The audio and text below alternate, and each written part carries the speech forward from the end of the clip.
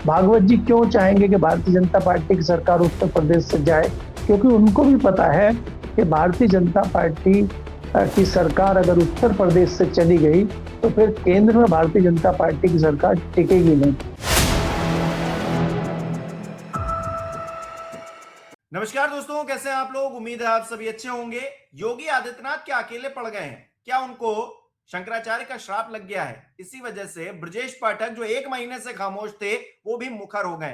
केशव प्रसाद मौर्य वो भी बोल रहे हैं।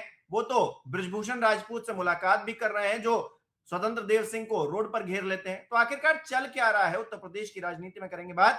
केपी मलिक जी, वंश पत्रकार हमारे साथ जुड़े। सर बहुत बहुत स्वागत है आपका। धन्यवाद हिमांशु जी, आपका, आपके दर्शकों का भी। सर, उत्तर प्रदेश में क्या चल रहा है? ब्रजेश पाठक बटुक ब्राह्मणों को तिलक लगाकर पुष्प वर्षा करके क्या संदेश दे रहे हैं? और ब्रजेश पाठक के पीछे कौन है? अचानक से कौन सी शक्ति है जो उन्हें मिल गई है, जो योगी आदित्यनाथ के खिलाफ इस तरह से बागी सुर दिखा रहे हैं, अख्तियार कर चुके हैं?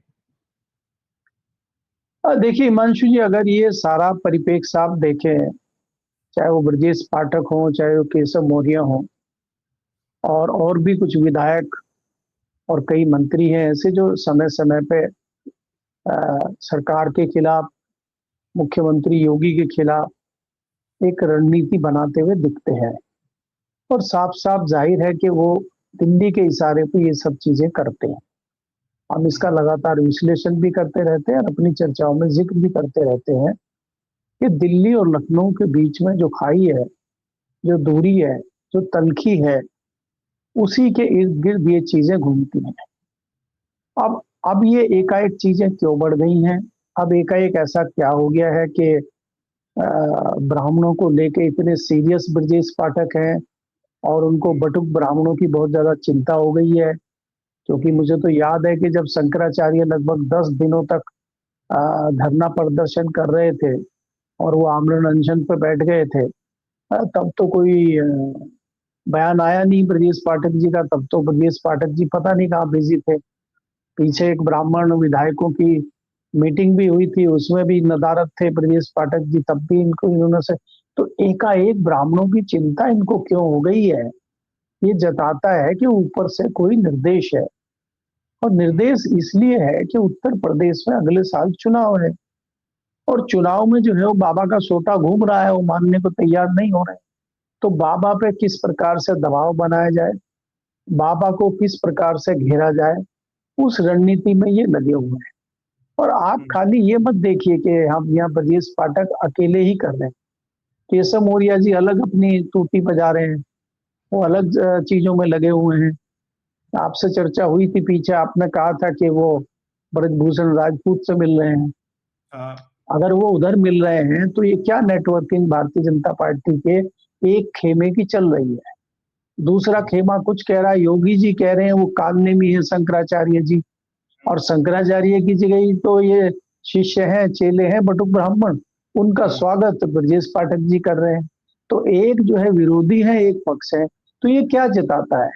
तो शंकराचार्य क्या जी का ये बयान भी आया है। शंकराचार्य जी कह रहे हैं कि ब्रजेश पाठक हों या फिर और भी भारतीय जनता पार्टी में ऐसे नेता हैं जो इस पूरे प्रकरण को देख रहे थे, लेकिन किसी डर की वजह से वो बोल नहीं पा रहे थे।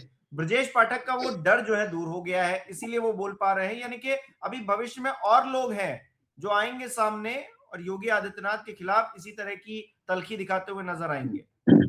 अब मेरा सवाल ये है हिमांशु जी आपसे कि एक महीने पहले तक बहुत ज्यादा डरे हुए थे ब्रजेश पाठक, बोल नहीं रहे थे। एक महीने में ऐसा क्या हो गया कि इनका डर निकल गया? ये क्या कोरोना टाइप का कोई डर था कि कोरोना चल रहा भयंकर, इसमें जो है सब डरे हुए हैं और बाद में अब आके डर निकल गया कि नहीं कोरोना टल गया? कोई ऐसी चीज चल रही है? मुझे तो लग रहा है ये सर। देखिए, ये देखिए हिमांशु जी, भारतीय जनता पार्टी की ये नूरा कुश्ती है कि आप कहिए, आप जो है थोड़ा नाराजगी दिखाइए, हम जो है कुछ करने का काम करेंगे। और इनको, लोगों को मूर्ख बनाते रहिए, जातियों में धर्मों में बांटते रहिए और अपनी पार्टी का हित साधते रहिए। देखिए आप क्या करते हैं, सबसे बड़ी चिंता भारतीय जनता पार्टी को आज इस बात को लेके है कि 2024 के लोकसभा चुनाव में जिस प्रकार से पिछड़ा और दलित उनसे दूर हुआ है, भारतीय जनता पार्टी को इतना बड़ा नुकसान हुआ है, उसी प्रकार से अगर विधानसभा के चुनाव में भी यही परिदृश्य रहता है तो भारतीय जनता पार्टी को बहुत बड़ा नुकसान हो सकता है। इसी के तहत ये रणनीति भारतीय जनता पार्टी लेके आई है यूजीसी के रूप में। इसीलिए ये लेके आई है कि अब जो है ब्रजेश पाठक जी जो है ब्राह्मणों की बात करें और जो दूसरे लोग हैं वो दलितों और पिछड़ों की बात करें और बाबा कालनेमी बताते रहें कि हम तो ब्राह्मणों के और हिंदू धर्म वालों के खिलाफ हैं, हम तो सिर्फ पीडीए और उन लोगों के जो है पक्ष में काम करते हैं और ठाकुरों के काम में ठाकुरों के साथ हम मोर्चा जमात काम कर रहे हैं तो हम इनके साथ हैं। तो अलग अलग मोर्चा बना के इसका रिजल्ट क्या है? आप तो लोगों को भरमाना और मूर्ख बनाना चाहते हैं, आप तो अपने निजी स्वार्थ को साधना चाहते हैं, आप तो भारतीय जनता पार्टी में घेर कर लाना चाहते हैं।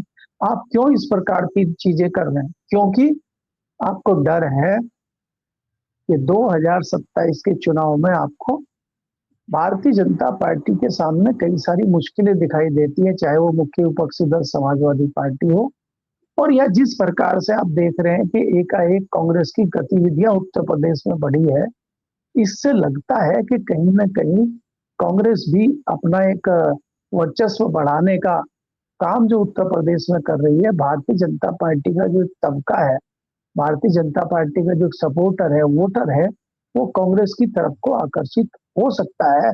अगर ऐसा हो गया तो भारतीय जनता पार्टी को बड़ा नुकसान होगा।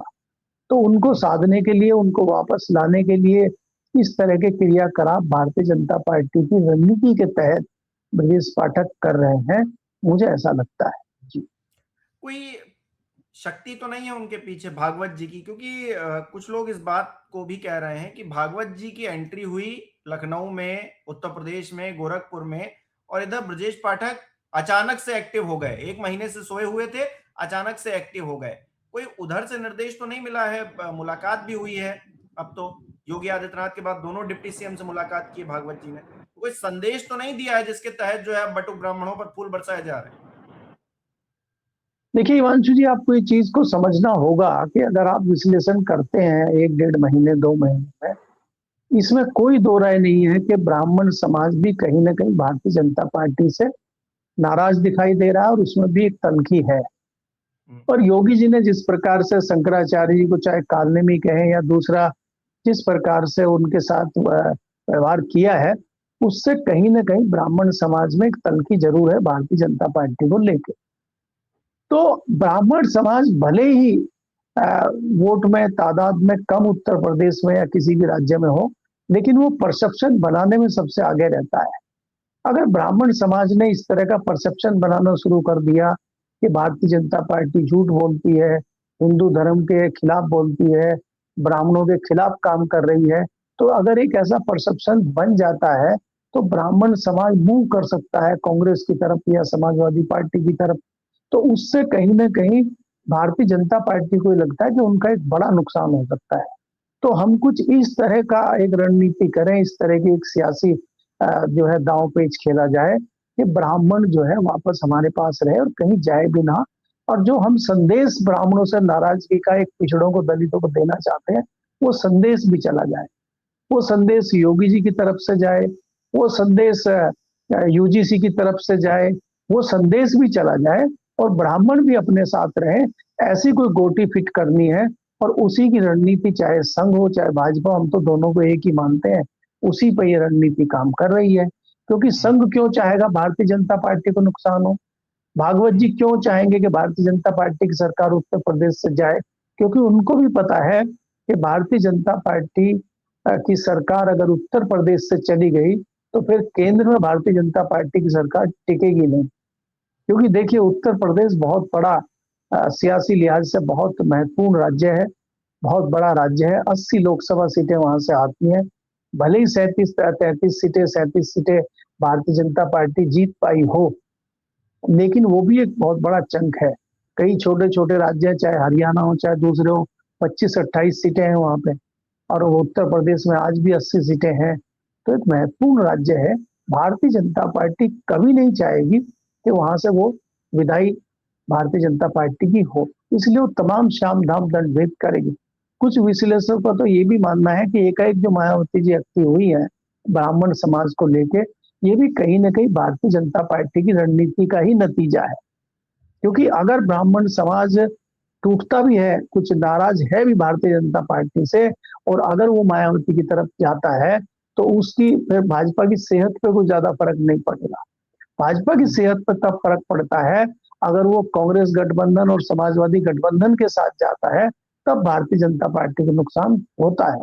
अगर ब्राह्मण समाज मायावती के साथ जाता है तो कोई नुकसान भारतीय जनता पार्टी को नहीं होगा। इस रणनीति के तहत भी इस तरह की चीजें चल रही हैं। अभी कई सारी चीजें हैं, जैसे जैसे उत्तर प्रदेश में इलेक्शन नजदीक आएगा, जैसे जैसे आप 2027 की तरफ बढ़ेंगे, आपके सामने सारी चीजें खुद ब खुद आती हुई दिखाई देंगी। क्योंकि अब तो 1 साल से भी कम समय रह गया है, 2027 की शुरुआत में चुनाव है, और हम जो है अभी फरवरी के आखिरी दौर में हैं। अब फरवरी जाएगी तो मार्च आ जाएगा, तो 9-10 महीने का समय है। इतने में भारतीय जनता पार्टी अपना पूरा मामला मजबूत उत्तर प्रदेश में करना चाह रही है, और ये सारी रणनीति उसी के तहत होनी। चाहे मोहन भागवत जी का प्रवास हो, चाहे वो गोरखपुर जाए, चाहे वो लखनऊ आए, पहले वो योगी जी से मिले, फिर वो दोनों डिप्टी सीएम से मिले, तो वो कहानी सेट करने में लगे हुए। ये भी हो सकता है कि उत्तर प्रदेश के मुख्यमंत्री हो या उप मुख्यमंत्री हो, उनको ये भी बताया गया हो कि हम जो है बदलाव दिल्ली में करने जा रहे हैं। जिस तरह से मोदी जी घिरे हुए हैं नेशनल और इंटरनेशनल लेवल पे, ऐसे में मोदी जी अगर हटते हैं तो कई कुर्सियां खाली दिल्ली में होंगी, तो दिल्ली में भी अच्छी अच्छी कुर्सियों पर आपको बिठाया जाएगा, और दिल्ली की कुर्सी पे आप तभी बैठ सकते हैं जब यूपी की कुर्सी मजबूत होगी। अगर यूपी की कुर्सी का पाया कमजोर होगा तो फिर दिल्ली में मुश्किल होगा बैठना। इसलिए यूपी को मजबूत बनाए रखिए, ये संदेश भी पर्दे के पीछे मोहन भागवत जी दे सकते हैं जी। अच्छा, योगी आदित्यनाथ के हिंदुत्व पर सवाल हो, शंकराचार्य जो कि सवाल उठा रहे हैं, या फिर भागवत जी के हिंदुत्व पर सवाल हो, जो कि बयान निकलकर सामने आया उनका, एक एक जो पत्रकार हैं, यूट्यूबर है, उनके जरिए, कि भागवत जी ने ये कहा कि हिंदुओं का ठेका आरएसएस ने नहीं ले रखा है। तो योगी जी और भागवत जी फिलहाल के लिए एक ही आधार पर खड़े हुए नजर आ रहे हैं, एक ही जगह पर खड़े हुए नजर आ रहे हैं। तो क्या टीम अप हो गया है दोनों के बीच में कि हम दोनों एक साथ रहेंगे तभी ठीक है, इसीलिए भागवत जी लखनऊ आए और 3 बच्चे पैदा करिए और हिंदुओं को ये करिए, हम हिंदुओं को जगाएंगे, इस तरह की बयानबाजी तेज हो गई एकदम से? देखिए हिमांशु जी, पहले तो आपको ये समझना होगा कि 3 बच्चे पैदा करने या 4 बच्चे पैदा करने, इसकी चिंता वो लोग कर रहे हैं जिनका एक भी बच्चा नहीं है, जिनको कोई अनुभव नहीं है समाज का, परिवार का। वो लोग चिंता जता रहे हैं। एक तो ये वाली बात है। दूसरी वाली बात यह है कि जो आपने जिक्र किया है कि एक यूट्यूबर हैं, पत्रकार हैं, उन्होंने जिक्र किया था कि मोहन भागवत जी से सवाल पूछा और मोहन भागवत जी ने कहा हमने कौन सा हिंदुओं का ठेका ले रखा है। तो ये बात सही है, भारतीय जनता पार्टी ने हिंदुओं का कोई ठेका ले रखा है क्या? क्या एक एक्टिविटी आप ऐसी बता सकते हैं भारतीय जनता पार्टी की पिछले 11 साल में केंद्र में और पिछले 9 साल में यूपी में, जो हिंदुओं की चिंता करते हुए भारतीय जनता पार्टी ने की हो? ढोल तो खूब बजाती है भारतीय जनता पार्टी।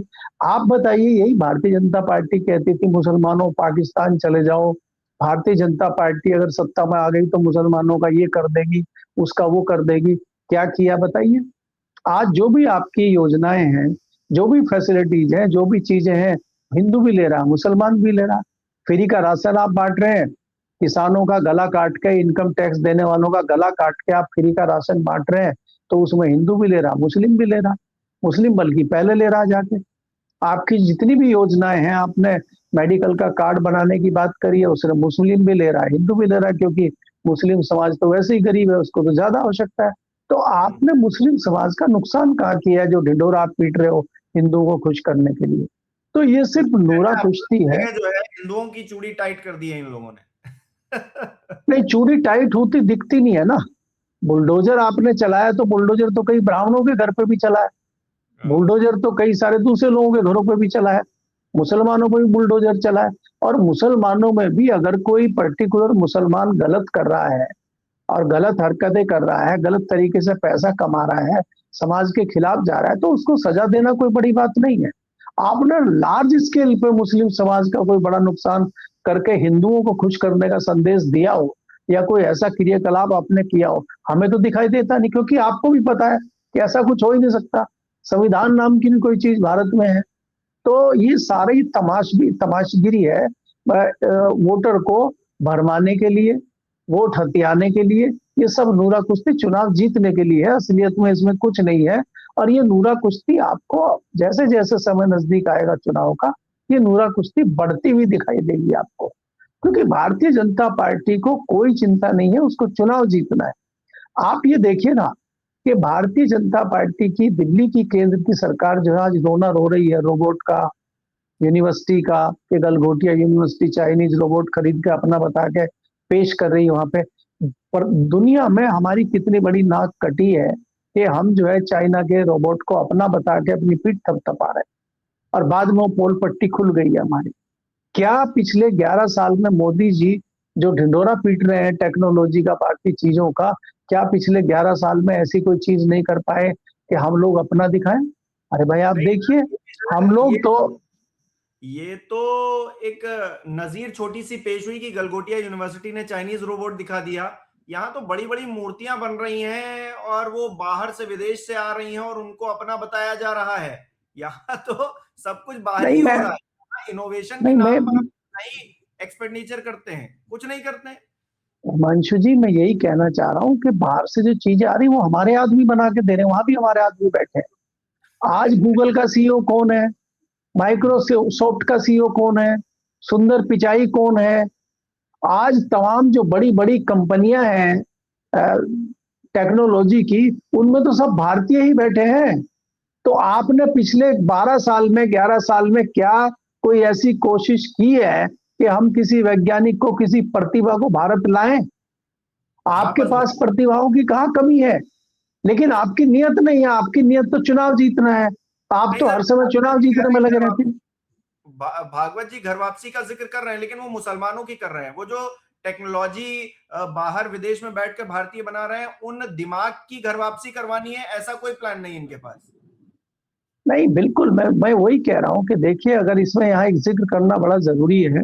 अगर हम पूर्व प्रधानमंत्री राजीव गांधी का जिक्र करें, वो तमाम प्रतिभाओं को भारत लेके आए थे।